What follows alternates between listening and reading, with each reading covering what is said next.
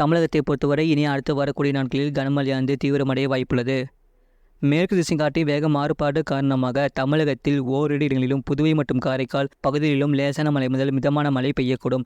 அடுத்த 5 நாட்களுக்கான அதிகபட்ச வெப்பநிலை தமிழகம், புதுவை மற்றும் காரைக்கால் பகுதிகளில் அநேக இடங்களில் அதிகபட்ச வெப்பநிலை பொதுவாக இயல்பை ஒட்டியும் தமிழகத்தில் ஓரிரு இடங்களிலும் 2 முதல் 3 டிகிரி செல்சியஸ் இயல்பை விட அதிகமாக இருக்கக்கூடும்.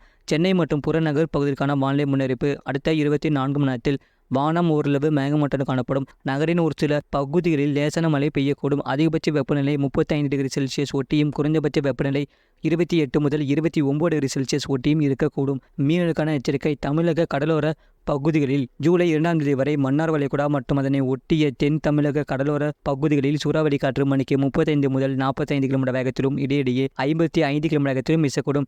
வங்கக்கடல் பகுதிகளில் 30ஆம் தேதி வரை வடமேற்கு மற்றும் மத்திய மேற்கு வங்கக்கடல் பகுதிகளில் சூறாவளி காற்று மணிக்கு 45 முதல் 55 கிலோமீட்டர் வேகத்திலும் இடையிடையே 65 கிலோமீட்டர் வேகத்திலும் வீசக்கூடும். ஜூலை 1ஆம் தேதி வடமேற்கு மற்றும் மத்திய மேற்கு வங்கக்கடல் பகுதிகளில் சூறாவளி காற்று மணிக்கு 45 முதல் 55 கிலோமீட்டர் வேகத்திலும் இடையிடையே 65 கிலோமீட்டர் வேகத்திலும் வீசக்கூடும். அரபிக்கடல் பகுதிகளில் ஜூலை 2ஆம் தேதி வரை தென்மேற்கு மற்றும் அதனை ஒட்டிய தென்கிழக்கு அரபிக்கடல் மற்றும் மத்திய அரபிக்கடல் பகுதிகளில் சூறாவளி காற்று மணிக்கு 45 முதல் 55 கிலோமீட்டர் வேகத்திலும் இடையிடையே 65 கிலோமீட்டர் வேகத்திலும் வீசக்கூடும். மேற்குறிப்பிட்ட நாட்களில் மீனவர்கள் இப்பகுதிகளுக்கு செல்ல வேண்டாம் என்று அறிவிக்கப்படுகிறார்கள்.